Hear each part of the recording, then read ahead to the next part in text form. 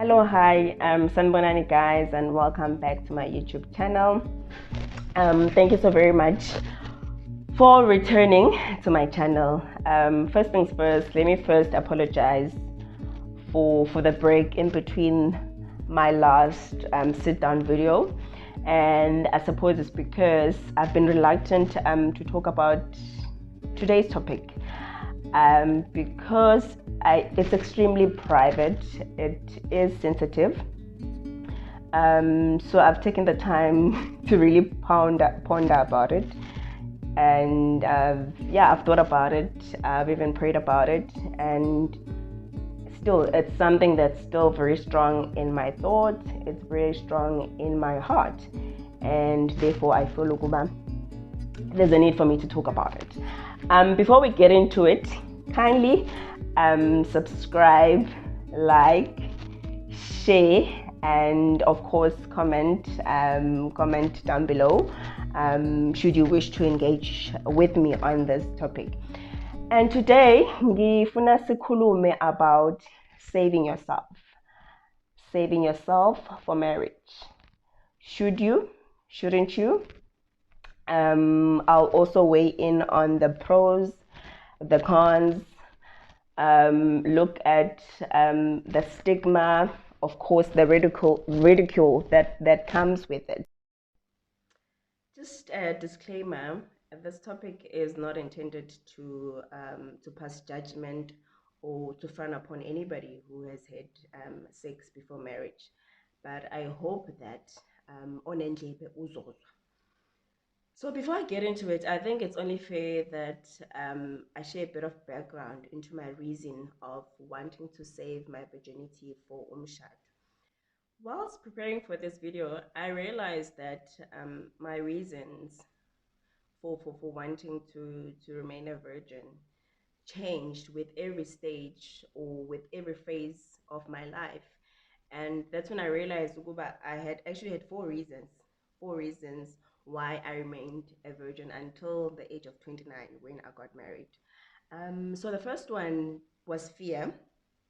The second one was my parents, abazali bami. The third one was because of God. And the fourth one, which was the culmination of everything, was myself. So let me get into the first one, fear. So I started puberty at a very young age. I reached puberty at a very young age. I must have been about 11 when I started menstruating. So I think ngasheshe ngakhula, umzimba wami nje washeshe wakhula. By the age of 12, as I said, I started menstruating at the age of 11. By the age of 12, I looked like a typical fully grown woman. And what I mean by that is that I had the boobs, I had the hips, I had all the other ATMs, the African trademarks, I had the curves. Nje kwangathi ngusisi omdala. So I think obviously that scared my mother, that terrified my mother. And I recall when I started menstruating, she had to sit me down and have the talk, the the dreaded conversation. Some parents would describe it like that. And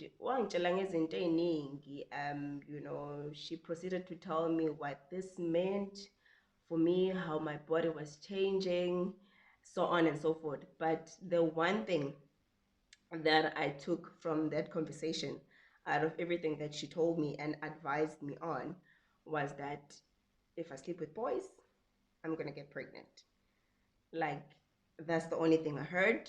That's the only thing I took from that conversation. And I was petrified. I was scared. And from that moment on, I was honestly son of boys. I didn't think about boys. I didn't want anything to do with boys because the fear of being pregnant just and also because I'm 11, you haven't really had this conversation with your mother, nor have you had this discussion at school. And I remember having that conversation with my mother. And the funny thing is, kwangakazi ngisho kahle la kumina, Oh gosh, oh, sorry. Kwangakasi ngisho kahle la kumina ukuthi ukhuluma ngani. Yabo mekukhuluma ukuthi ini ngena la kuwena in your VJJ, I was just like, say what now, lady? What goes into it? I was just ngasaba ngathuka. And fear because also like most black parents at the time, um, my mother would not miss an opportunity to remind him ukuthi should I fall pregnant kwakhe uzongixosha uzongishadisa ngihambe ngiyohlala kwami but angeke hlale la kwakhe sobabili we can't both be abafazi la emzini wakhe. So that was also like element of fear from her side.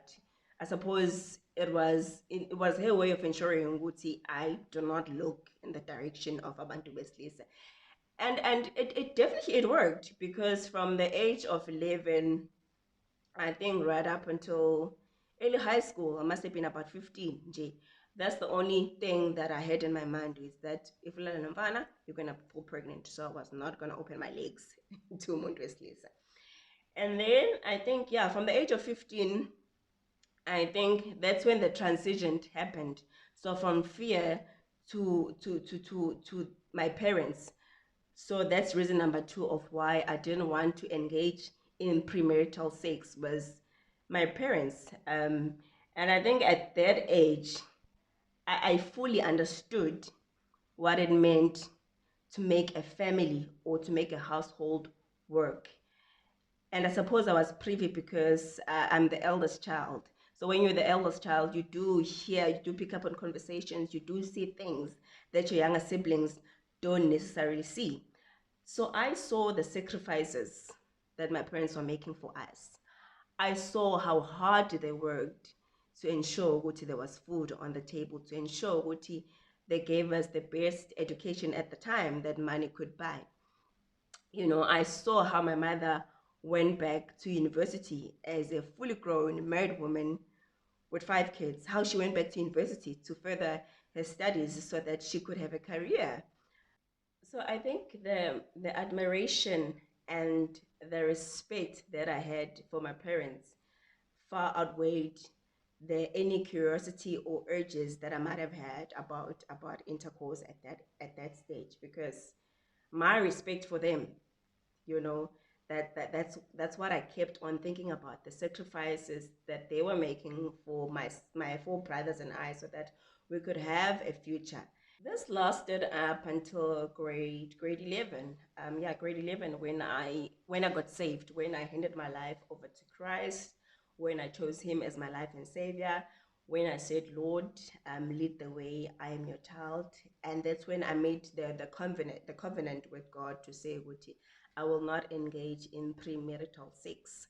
And yeah, I think that was the one thing that kept me going right through tertiary. When I moved from home and I came to Durban, or I moved from Richards Bay and I came to Durban, that's the only thing that carried me was the covenant that I had made with God. So even if I knew Wuti, nobody was seeing me, it would never get back to my parents with what I had done. But I knew Wuti ngenze isithembiso noNkulunkulu. And this was up until 2009, and that's when it changed. And I think it didn't even change. That's when it all came together. That's when it all made sense, from the fear to the respect for my parents, to the covenant I made with God, and to me now making the decision, making the choice for myself. It was in 2009 when I said, okay, this is a choice, this is a decision that I'm making for myself, to remain pure. And I think it dawned on me, it was in 2009 when I got offered my first permanent job. And when it hits you, it's like, wow, God, you've done it. You've done it. You've carried me so far. That's when you reflect and you look, what, yay, I could have fallen by the wayside. There are so many challenges along the way, but you, God, have carried me, and I'm so proud of my achievements. Therefore, Now I think you're of sound mind. There's no other exterior factors that are influencing your decision, but it's just you and you alone. And I think once you reach that point, then nobody can tell you nothing. There's nothing that can come your way. Is a waste.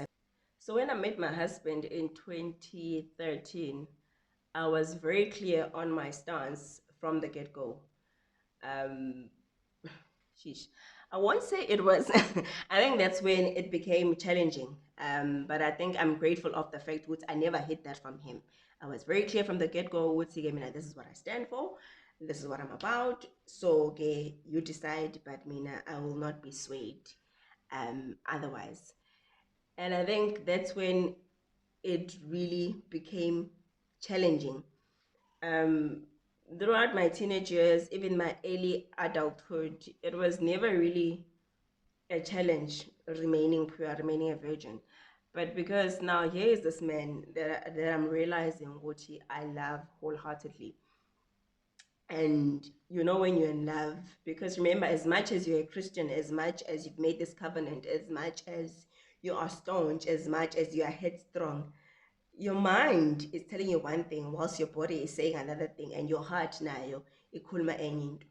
So it did become challenging. There were temptations, but I'm grateful because that's when that's when you learn how to not find yourself in such situations. So I learned quickly, ukuthi let me not find myself alone with this man because kuzoba nzima.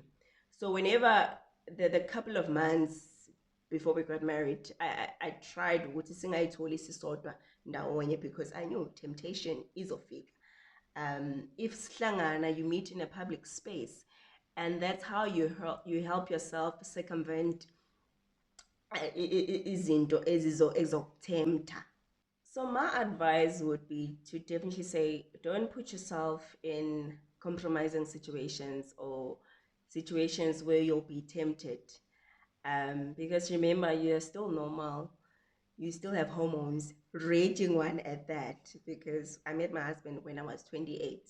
So, as I said, between my head, heart, and body. But I'm grateful to God for having carried me, up until that stage. And yeah, I want to get into now the teasing. Was I teased? Was I picked on? For me, I never really experienced that, and I think purely because until now I had never made a public announcement about it. So it was really a handful of people. Number 40, I think they only knew by default. When I say by default, it was girls that had known me throughout my private high school and tertiary life. And obviously, as you grow up as friends, you share, your journey, your life experiences. Oh, I've met this one, I've done this. And for me, they knew that I had never engaged in such. But I never really set them down and said, okay, this is my choice or this is my decision. Even my mother, I've never really told her, would say this is what I intend, this is my choice, this is what I want to do. And as much as I have never really told her, I think she has always known. My other advice would be, don't share. Don't share with people, don't share with friends, don't tell your friends about your life choices. There's no need, because I think you are just causing yourself unnecessary pressure, um, unnecessary ridicule, and also you are nje uyibangela i-spotlight esingadingeki, because abantu sebezogada ukuthi ubonakale kuphi nobani ngasiphi isikhathi. Abanye bazowakhela ngisho they will push you towards situations that will tempt you. So please, there's no need to share isinqumo sakho with anybody. And lastly, I want to touch on the fear. Now, I've saved myself for all these years, 29 years. I met my husband, we get married. And here comes the difficult, the challenging part, because ukhule utshelwa ukuthi don't engage in sex, don't do it, there's no need, save yourself for marriage. The marriage comes, and then the day before umshado wakho mama no auntie no band like do it every day, do it. And it was so difficult now having to make that switch in your head from 29 years of your life being told ukuthi hayi ungakwenzi ungakwenzi, even yourself now making that decision ukuthi you don't want to now the very next day do it every day around the hour. So yeah, there was that fear because now you don't know what you're getting yourself into. Will I know what to do? Kwenzakalani laphana? You now compare yourself, you start comparing yourself because the insecurities also start kicking in. You start now looking at your body in a different way. But I would say that don't worry yourself too much about that. Trust the process, trust the Lord who has brought you and your partner together. So therefore uyazi ukuthi wenzani, wanazi emaphakadeni. And it will all work itself out. So for me, it was definitely worth it. It was definitely worth it. Those 29 years of my life, I do not regret anything. I urge you, if ungakaqali, don't even think about it. There's no need. If you haven't engaged in sex, please, please don't feel pressurized into doing it. There's no need to rush into anything. Zigcine, zibambe, save yourself mdase. There is no rush. Don't do it because you feel compelled to.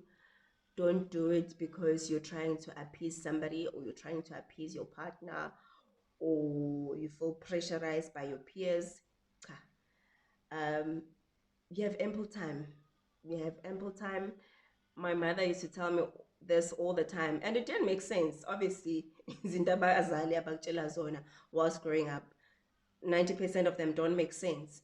But in hindsight, everything makes sense. And she used to always say, when I was starting high school, when I was in high school, ukuthi mntanami baningi abafana. And I think that's the message I would also like to share, ukuthi baningi abafana. Nisazobabona. If you're in primary, usazobabona abafana high school abakusanganisayo. If you're in high school, usazobabona e-tertiary abazokusanganisa. If you're in tertiary, usazobabona abafana in the working world. So then, hence I say, don't rush. Focus on your goals. Do you? It sounds wrong, but focus on your goals. Focus on attaining everything that you've set out for yourself. And when the time is right, when the time is right, your God will make it happen. Wait upon the Lord. Wait upon the Lord. He says, when the time is right, your God will make it happen. And I can fully attest to that. Because there was a time, I think, Nami, where you feel like, where you question, where you doubt, is there a need? Am I ever going to meet that special somebody? But but trust me, wait upon the Lord. Thank you very much for watching my channel. Thank you for taking the time out to sit down and watch this video. Kindly like, share, subscribe, and yeah, do feel free to leave a comment down below on your experiences, if you're comfortable sharing with me on your experience.